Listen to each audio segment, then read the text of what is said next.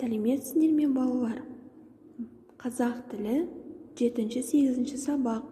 Бүгінгі сабақта біз өсімдіктер әлемі тақырыбын өтетін боламыз. Балалар, сабағымыздың мақсаты мәтіндік стильдік ерекшеліктерін тану, лексиканың ауызекі сөйлеу және жазба стильдік ерекшеліктерін мәтіндер арқылы танитын боламыз. Ендеше, алдымен сабағымызда берілген ой-түрткі сұрақтарға жауап берейік. Өсімдіктер әлемі деген күрделі сөз қандай мағына береді деп ойлайсың? Өсімдіктер әлемі деген балалар энциклопедиясымен таныссың ба? Бұл сұрақтарға WhatsApp желісі арқылы жауап бересіңдер.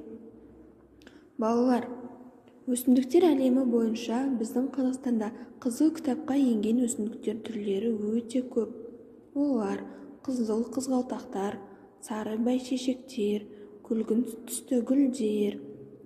Әрбір қызыл кітапқа енген өсімдіктер бойынша интернет желісімен танысып, дәптерлеріңе түртіп алыңдар. Ендеше балалар, бүгінгі сабағымыздың негізгі мәтініне барлығымыз бірге зер салайық. Ол үшін мәтінді бірлесіп оқиық. Алтай ботаника бағы 1935 жылы Шығыс Қазақстан облысы Лениногор қаласында құрылған.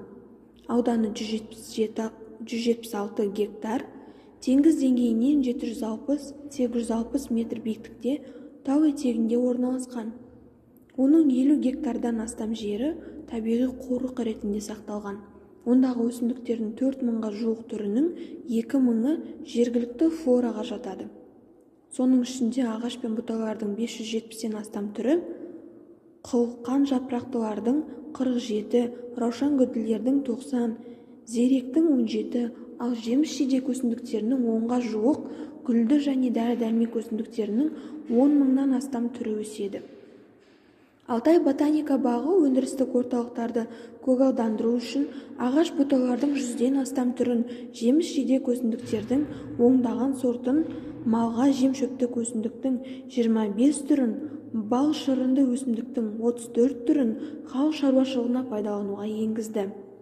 Сондай-ақ Алтай ботаника бағы табиғатты қорғау бағытында Шығыс Қазақстанда сирек кездесетін өсімдік түрлерін зерттеу жұмысын жүргізеді. Қазақстанның қызыл кітабын құрастыруға да үлкен үлес қосып келеді.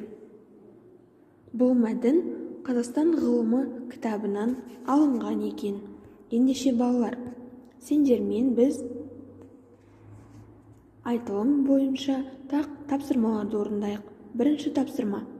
Оқылым, яғни жаңағы мәтіннен, оқыған мәтінімізден біз синоним, антоним және амоним сөздерді тауып жазамыз. Ол үшін біз алдыңғы тақырыптарда өткен амоним, синоним, антонимдердің не екенін еске түсіреміз. Ал 5-ші тапсырмада ботаника бағының ел үшін маңызы мен болашағы туралы өз пікіріңді дәлелдеп айтасың. Бірінші сөйлем бойынша өз ойыңды, екінші сөйлем бойынша өз ойыңның түсінгеніңді, үшінші сөйлем бойынша өз ойыңды, яғни түсіндіру барысындағы ойыңа дәлелдер келтіресің. Ал соңғы сөйлем өз шешіміңді айтып өтесің. Ендеше, осы тапсырмаларды орындау үшін WhatsApp желісіне өтейік.